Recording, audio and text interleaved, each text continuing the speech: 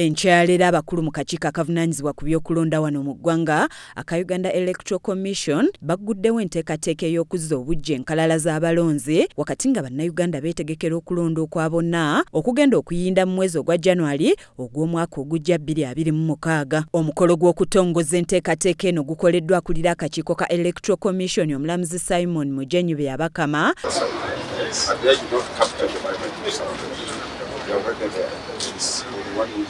nga guyindidde Kamwokya mu Market Area Zone ng'omulamuzi Byabakama alabiddwako ng'ayogerezeganya n'abakozi mu kakiiko k'ebyokulonda nga bw'ababuuza buti omulimu bwe gutambula. Mu kwogerako naye ategeezezza nti bakutalaaga eggwanga lyonna okulaba buti enteekateeka eno bw'etambula era nga yakukomekkerezebwa ng'ennaku z'omwezi 10 omwezi ogujja ng'abo abateekeddwa okwetaba mu nteekateeka eno be babaweza emyaka 18 n'okudda waggulu. Tujja kubeera mu ggwanga lyonna nga tulina ebyuma bya kalimagezi okuwandiisa abalonzi abeetaaga okwetaba mu kulonda kwa 2026 oteekwa okubeera Munnayuganda ng'ozeza myaka 18.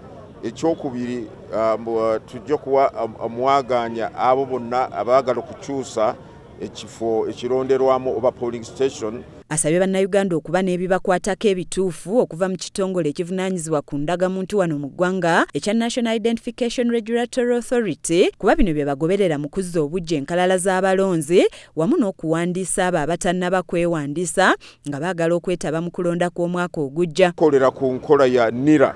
Jjukira nti NIRA yeyina obuyinza okuwandiika abannayuganda oba citizens. Kati ffe enkola ya NIRA gye tugoberera.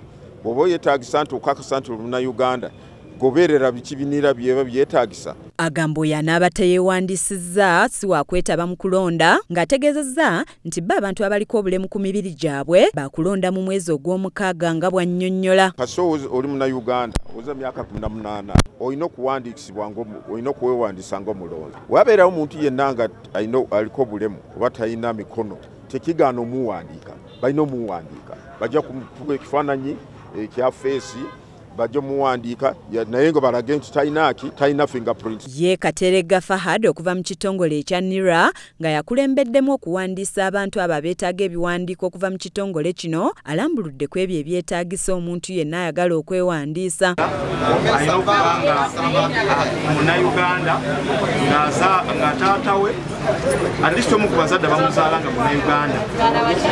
Wabula waliwo abamu ku beemulugunyizza nga muno mwe muli Nabiri Owini ategeezezza nti tebaafunye kumanyisibwa kumala ku ngeri y'okuzzaamu enkalala zaabwe obujja nga n'abalala baliko bye balambuludde ku nteekateeka eno. Akeetuwadde katono nnyo kuba batugambye nti okuva olwaleero ng'ennaku z'omwezi 2 paka nga 10 ogwokubiri akadde ako katini n'omuntu eyagenda ku kantri agenda kuba tannabakuumawo ate n'abantu tebasomeseddwa kimala. Omuntu alina okubeera afunye ebbaluwa oba giso okukutegeera tetubimanyi tebasensitizinze bantu. Zanet Namatovu ku lwa KSTV Agaleero.